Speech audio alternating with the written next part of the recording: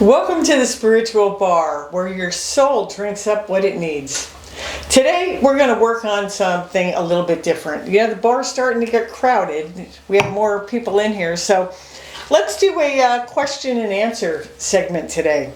So, as we did talk about not knowing what you wanted, and it's hard to move on when you don't know what you want. So I'm going to just kind of work with Alex over here, and we're going to do a little question and answer and see where it goes. So let's start with, hey Alex, how you doing? Hey, I'm doing fine, thank you. Good. So tell me, what is it that you want? Where are you at in your life? What's going on?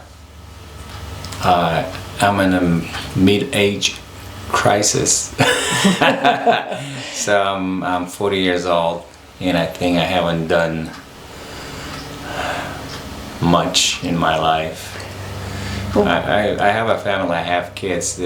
I'm proud of this, but I think I didn't work that much on myself all those 40 years. So maybe it's time to start again. Okay. I just saw the video. It's a lie, but it's one of the AI videos that says like eagles live 70 years, and they also have a mid-age crisis. So when they turn like 30-35 years old, so their beak starts to fall off, kind of like, and they actually let it fall off, and then a new one grows, and then with the new beak, they actually bite their claws, and the old claws fall off, and then old feathers, they start taking the feathers off and out, and the new feathers grow, and then an eagle lives its own life, a new life. well, that's transformation, right? That's transformation. It is transformation. And we all transform. Look at a snake sheds its skin. We change. I mean, you're not the same as you were when you were 2 years old. Okay, from 2 to 5 to 7, 11, 12, puberty. You change. We change. And 40 is a cool age, man. 40 is you're old enough to know better. You're still young, and this is you're actually kind of in front of the curve. You're kind of ahead of the curve, because a lot of people don't start thinking about themselves or making changes till they're in their 50s. Now, there's a lot more people that are spiritually aware now than when I was younger. It was kind of a taboo, weird thing to do. But it's good that you're starting to look at yourself. But most importantly, it's like you don't want to look back and say, oh, I effed up, or I didn't do enough. You did what you were supposed to do. You did what you did to get to this point. And that's the same thing for you people. If you're out there and you're like beating yourself up over what you didn't do, get over it. You can't go back. There is only the present. You can't, you didn't know. Like, how does a 7-year-old know what a 40-year-old knows? Impossible, right? So you can't beat yourself up for something that happened when you were 7 or 10 or whatever, 25, 39 even. Can't beat yourself up over something you didn't know. If you didn't know it, you didn't know it. So what you mean is just start again, start new? Yeah, start new and say, okay, I'm at this point, I'm at this crossroad. I'm 40 years old, I'm at this crossroads. What do I want in my life? Now, look at your life. Look back for a minute. I'm not saying to go back, but I'm just saying look back for a minute and say, what are the things that you like in your life that you liked? So analyze it? Well, yes. Not observe it is better. Don't analyze it. Observe. You know what? I'm looking back, and out of these 40 years, what do I want to take with me, and what do I want to leave behind? So take the best from your past. Take what you like. What do you like? Tell me what you like about yourself. What do you like about the first 40 years? I think it applies to any age, right? Like when you're 20 and you look back and you're just like, exactly. Okay, I'll take this. This is the 99-year-old. It doesn't matter. Let me build a better version of myself. Okay, and what does that mean for you? So what's a better version? I hear people talk about this all the time. It drives me nuts. It's bullshit. You all want to be, I want to be the best version. I'm going to be the best me. You don't do this shit and work, people. Okay, you got to do the work. You can't like, oh, I'm doing self-care and I'm doing this and I'm doing that. Bullshit. What are you doing to change your life? How are you participating? What the hell are you doing I specifically? think that's the main problem, because a lot of people do nothing. They talk about it. I think Or they go to a just- yoga class. They just sucked into this society where like they act like robots. And they don't actually look at themselves and don't work. And like going to a gym or to a yoga class doesn't make you a better person, I guess. It makes you a healthier You know, person. it might give you some discipline. You're gonna work on your everyday workout or yoga, whatever makes you happy. Right. So, and maybe a discipline is one of the major things we have to look at. Well, it is because, and I'm not dissing yoga class or self-care or any of that kind of stuff. I'm just saying, don't confuse it for the real work that needs to be done. And the real work is, just looking at yourself. So It's not mind, your body. your mind It's work. your mind. It's your mind. It's your soul. What does your soul need? Because if you know what your soul needs, then you can give it to it. You can provide it, and and you live happily. We're not our bodies. We're not bodies. We're spirits. So we're overused term, of course, but we're spirits having a human experience. But it's the truth, and the job that we have here is to manifest our spirit in human form. So how do we become walking spirits? How do we become lumen beings, as I call it, next generation human beings, where you're really leading with your spirit, you're not leading with your humanity or the things that you've been taught. This is about instinct, people. It's about how are you living through your instinct? How are you living through what you feel empathically? And we're going to continue this conversation and get down and dirty here with Alex, but I'd like you to please subscribe if you like what's going on. Click subscribe, follow me, and we'll keep going here, okay? All right. So, Alex, tell me, what did you like? What don't you like? So we're going to have a starting point. So that's our starting point. Let's talk about that. That's a very deep question, what I didn't like and what I did like. I'm a dreamer, so I always dream and I create a lot of new things in my life, I think. New dreams, new businesses, and always I create something, new art. Okay. But what I don't like, and I think what I have to work on is discipline and probably get rid of my laziness. So sometimes Okay. I am lazy. Well, and I am. And I'm glad you brought that up because I do want to point that out, people. Sometimes you confuse lazy for, it's really a form of depression because you don't know where you're going, so you just do nothing. And then you call yourself lazy, but it's really a kind of a depression. So I don't want you to beat yourself up over it. I just want you to acknowledge it, like Alex acknowledged it. And it's partly because, especially if you're creative or you're an empath or you're, HSP kind of person, you have a lot of these dreams. You have a lot of the stuff that's going on. You got a lot of energy that's going on, and it's cool. But it's you haven't grounded it. It's in your etheric It's going field. nowhere. Right. So the thing is, you've got to balance. You got to be practical, man. You got to be like, it's great to have the dreams, but you have to bring them into the physical. So you have to take that energy and you have to download it. Basically, you got to download the energy. And some of the stuff, the ideas that you have, they're going to go by the wayside. They're going to be like, well, that's crappy. I don't really want to do that. I don't want to put out that much energy into it. I don't know what I really want to do.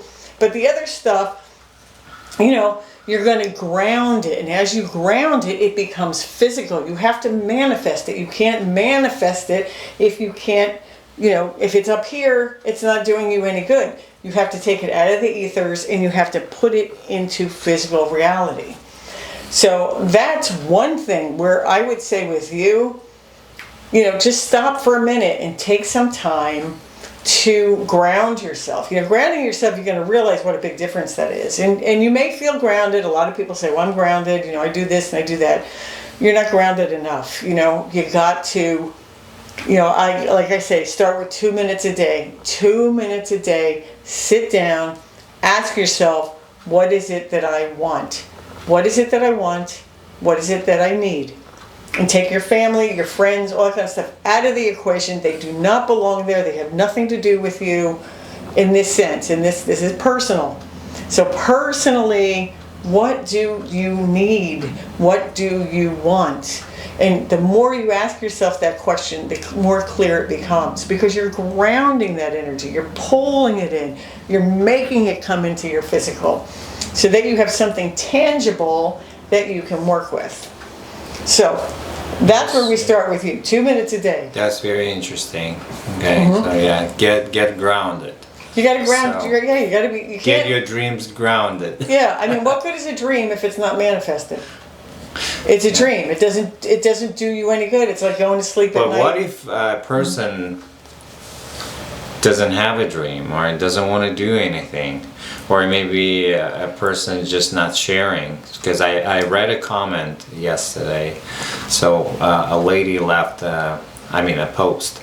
And she left a post like, my son is 18 years old. And he has like an anger problem. And we don't know what to do. She said, like, I work 2 jobs. And my husband works long hours, and my son is, again, 18 years old. He has no hobby. And most of the time he spends at home. He doesn't have driver's license. He doesn't have a job. And I think he's just locking himself more and more and more. Right. So what do you think about this? Well, I think not everybody has dreams that they want to manifest. Sometimes it sounds like with this kid in this case, this kind of person. he probably needs some attention. He probably needs some love. He probably needs someone to pay attention to him and say, what is it that you need, kid? What is it? Why are you angry? He's angry about something. Maybe, I don't know what, but. And I'm not seeing him as a client, so it's hard for me to say. I'm just kind of giving you a general answer. But, it sounds like, you got to connect. This kid doesn't feel like he's connected to anything. We're human, and we need to connect to each other. We have a longing to belong. We have a desire to be part of. We want to feel like we're important. We want to feel like our lives matter. That's a problem. I think he thinks he's not important. And he is important. Everybody's important. Sometimes we don't feel it, and we don't feel like we're good enough, and we don't feel like we're worthy, and we don't feel like, we get what we deserve. But, it's just, sometimes it's a matter of, again, with him, what does his soul need? His soul needs to be loved. It needs to be connected to. It needs to feel like it's wanted. Regardless if his parents are working. And again, I'm not judging. I don't even know what's going on. I don't know who this kid is. So this is such a general answer thrown out there. But maybe they're working so hard to give him things that what he doesn't want the things. He wants them. He wants the attention. He wants the direction. People want direction. They want boundaries. They want to know. We're not good on our own. We don't do well on our own. I left a comment pretty similar to this. So I said, just talk to him. Take him outdoors. If he doesn't have a friend, become one. Be his friend. Talk to him. But the thing is, sometimes if you got an 18-year-old too, it's not like they're always going to want to talk to you. They're not going to be like, hey, Mom, this is my problem, and I think I'm going to, they're angry. They're not going to talk to you. So you have to find a way where you can meet them where they are. Where's their energy? You got to kind of feel where they are, resonate with that, and be able to relate to them in a way that doesn't make them feel threatened, doesn't make them feel like they're judged, doesn't make them feel like they're wrong. You just have to, have that conversation of maybe, hey, how can I help you? Or, I'm throwing shit out here. Like I said, I haven't spoken with him. So a lot of comments. So women left comments like, take him to a psychotherapist. Right. And a lot of men left comments like, take him to a boxing class. Right. Let him. One guy left a comment like, it helped me. So it helped me to get rid of all this anger. You know what? And both of them are valid. Those are really, really good comments. Those are great comments, because sometimes you just want to get that energy out. And you know what? Going to a boxing class, and even in that, okay, if you go to a boxing class, there's someone there that's taking their time to instruct you what to do, who's making you feel like, who's giving you all that attention in one moment. And that's what that kid probably needs. He probably needs that one-on-one attention to help him dissipate that anger. And if that's the means to the end, that's great. In psychotherapy, it's great. But I don't, that's, you just can't throw that out there and say, hey, go do this. People have to want to do it to do it. And I don't really see an 18-year-old running to do that unless you want to do that. This kid's sitting on a couch, so I don't see that exactly. It's not really realistic. It's not realistic. I can see if it was a 35-year-old, a 45-year-old, and there are some instances where kids would be glad to go and talk to someone, but everybody's individual. There's no right or wrong. So, but we didn't get to your answer, so we're going to continue this conversation. You weaseled your way out, but there's a lot more in there, and there's a lot more to talk about, so we'll get to that one the next time. So please, if you liked what we said, or you have a question, you want to know, you want to talk about something, bring it on. But please, follow me. Go to Instagram, Facebook, TikTok, click below, subscribe. That's what we need to do. So, hey, thanks for coming to the Spiritual Bar, where everybody's a friend and we can work all this stuff out together.